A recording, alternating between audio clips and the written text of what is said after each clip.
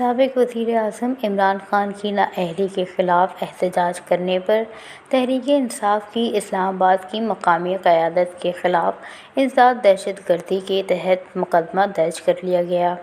مقدمہ سرکار کی مدعیت میں اسلام آباد کے تھانے I9 میں درج کیا گیا، جس میں عامر کیانی، قیوم عباسی، فیصل جاوید، راجہ راشد حفیظ کو نامزد کیا گیا۔ اس کے علاوہ عمر تنویر بٹ، راشد نسیم عباسی اور راجہ ماجد کو بھی مقدمے میں نامزد کیا گیا۔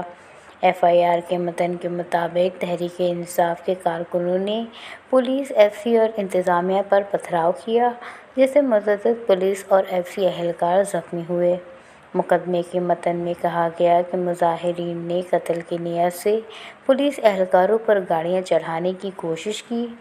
FIR کے متن میں یہ بھی کہا گیا کہ مظاہرین نے فیض آباد اور قریبی علاقوں میں درختوں کو آگ لگائی، جبکہ سرکاری املاک کو نقصان پہنچانے کی کوشش کی۔